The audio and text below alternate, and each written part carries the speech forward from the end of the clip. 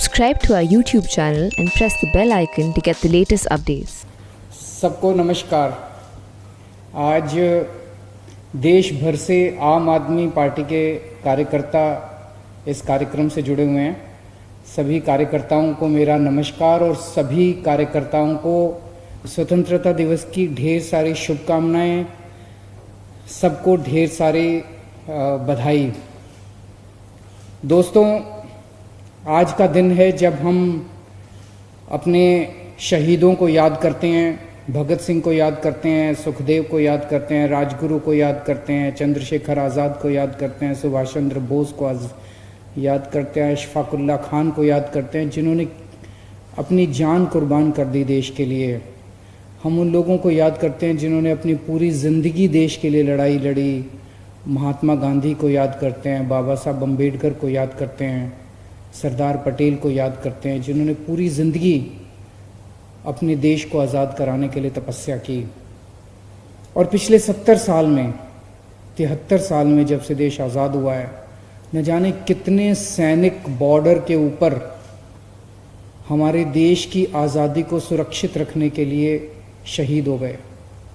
अभी कुछ दिन पहले ही हमने सुना था कि किस तरह से इंडो चाइना बॉर्डर के ऊपर हमारे 20 सैनिक शहीद हो गए। हमें कई बार एहसास भी नहीं होता जब हम अपनी ज़िंदगी जी रहे होते हैं कि ये लोग, हम कैसे अपनी ज़िंदगी में बिना एहसास की आज़ादी से घूम रहे होते हैं, अपने परिवार को पाल रहे होते हैं, अपनी नौकरी कर रहे होते हैं। हमें एहसास भी नहीं होता कि हमारी आज़ादी की कीमत क्या है। हमारी इस आज़ादी को कुछ लोग अपनी जान की बाजी लगा के इस आज़ादी को बरकरार रखे हुए हैं। आज आइए हम सब लोग उनको नमन करते हैं, उनका सम्मान करते हैं। आज आपसे एक बड़ी अहम चर्चा करने के लिए मैंने ये मीटिंग रखी है देश के सभी कार्यकर्ताओं के साथ। हमारा पूरा देश, पूरी दुनिया इस टाइम कोरोना की महामारी से जूझ रही है। दिल्ली में भी खूब कोरोना हो गया था। एक टाइम ऐसा था जून के महीने में, आज से 2 महीने पहले, एक टाइम ऐसा था दिल्ली के अंदर इतना ज़्यादा कोरोना था कि चारों तरफ डर का माहौल था, केसेस बढ़ रहे थे, अफरा तफरी का माहौल हो गया था। लेकिन फिर हम सब लोगों ने मिलके, सबको साथ लेके, सबको मिलके कुछ ही दिनों के अंदर हमने उस पर काबू पाया। मैं ऐसा नहीं कहूँगा कि दिल्ली में हमने कोरोना की बाजी जीत ली है, अभी हमें काफ़ी और आगे जाना है। लेकिन जो स्थिति 2 महीने पहले थी उससे कहीं ज़्यादा स्थिति आज अच्छी कंट्रोल में आ चुकी है। और इसके लिए कई सारे कदम उठाए हम लोगों ने।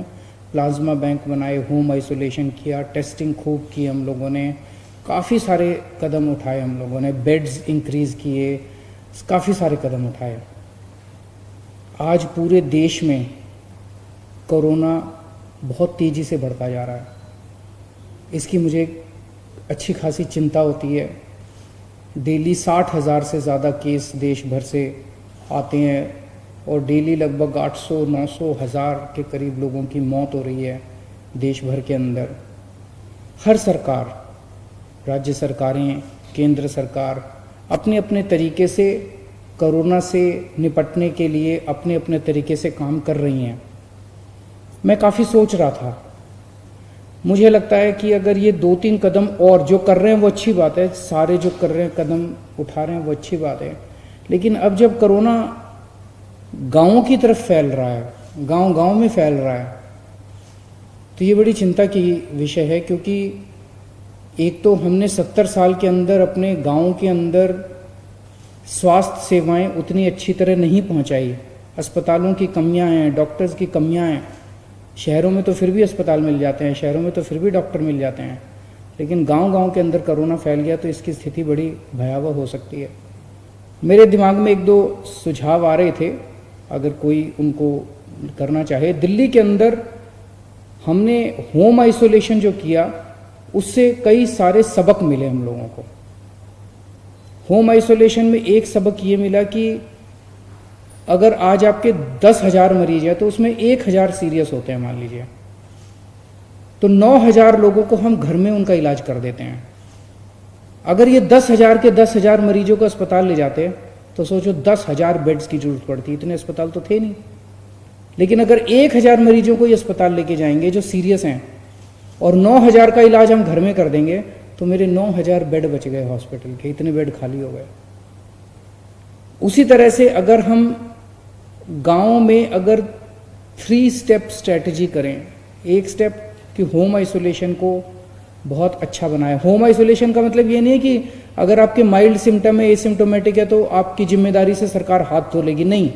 होम आइसोलेशन में 2 इंपॉर्टेंट कंपोनेंट होते हैं। होम आइसोलेशन में घर में आपका इलाज हो रहा है लेकिन रोज सरकारी डॉक्टर्स की टीम आपको सुबह शाम फोन करती है, आपसे आपका हाल पूछती है, अगर आपको कोई दिक्कत हो तो आपको अस्पताल में शिफ्ट कर दिया जाता है।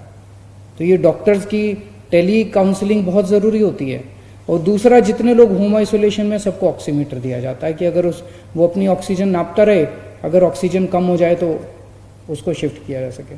तो एक तो होम आइसोलेशन अगर कर दिया जाए तो जितने माइल्ड और एसिम्टोमेटिक है वो सब लोग अपने घर के अंदर उनका इलाज होता रहेगा।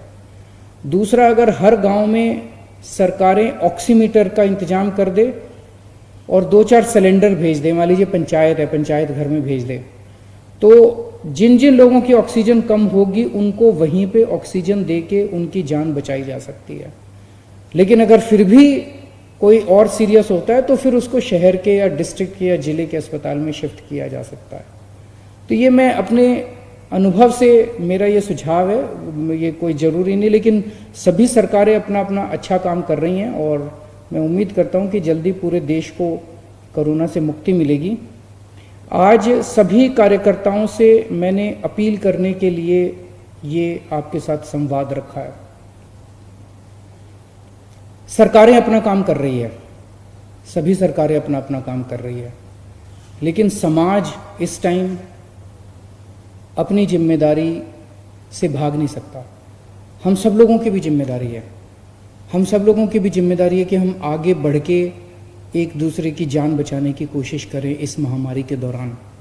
क्योंकि जैसा मैं पहले भी कहता रहा हूं कि कोई भी एक सरकार अकेले इस महामारी से नहीं निपट सकती, सबको साथ आना पड़ेगा, समाज को भी साथ आना पड़ेगा, सभी सरकारों को भी साथ आना पड़ेगा, सभी संस्थाओं को भी साथ आना पड़ेगा। तो आज मेरी आम आदमी पार्टी के सभी कार्यकर्ताओं से, सपोर्टर्स से, डोनर्स से, सब लोगों से अपील है, या आप आम आदमी पार्टी के नहीं भी हैं, जो भी देश के बारे में सोचते हैं, समाज के बारे में सोचते हैं, उन सब लोगों से अपील है कि हम ये प्लान कर रहे हैं कि ज़्यादा से ज़्यादा हर गांव में, ज़्यादा से ज़्यादा गांवों के अंदर, देश भर में ज़्यादा से ज़्यादा गांवों में, हर गांव में एक एक व्यक्ति को एक एक ऑक्सीमीटर देके उस गांव की जिम्मेदारी दे दी जाए।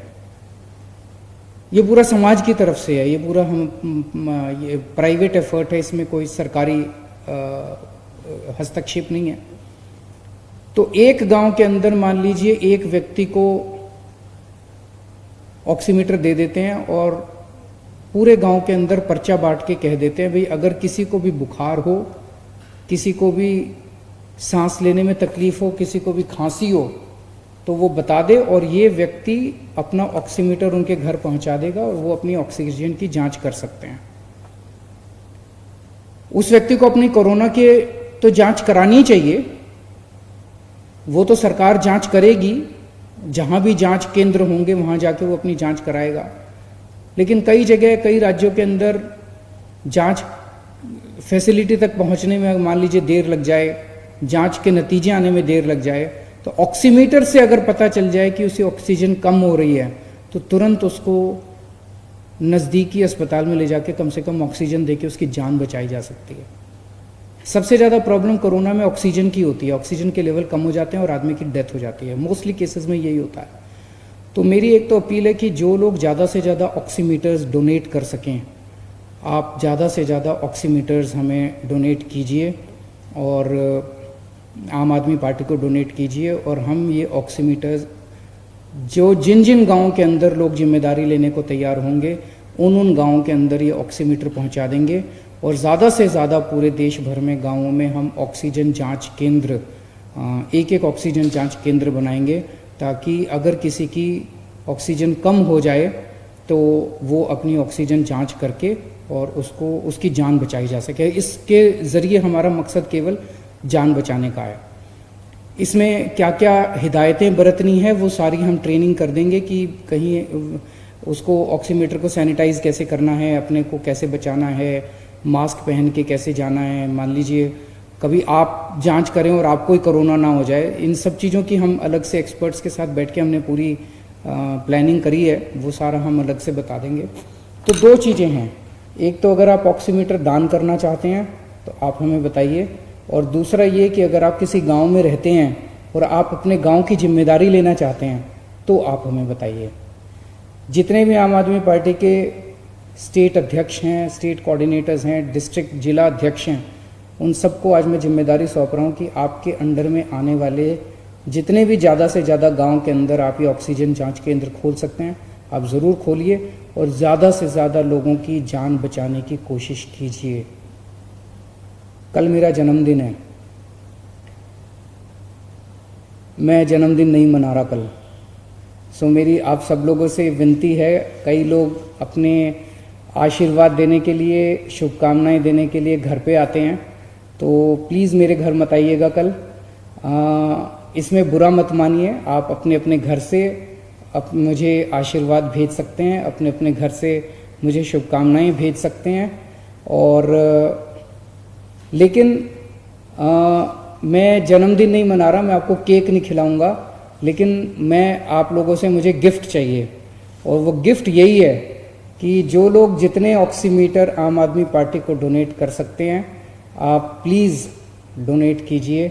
और जो जो लोग अपने अपने गांव की, अपनी अपनी कॉलोनी की जिम्मेदारी ले सकते हैं, आगे बढ़ के जिम्मेदारी लीजिए और ऑक्सीजन जांच केंद्र अपने गांव में, अपने इलाके में शुरू कीजिए, ताकि लोगों की जान बचाई जा सके। हम अपने लोगों की जान बचानी है, एक एक जान कीमती है हम लोगों के लिए।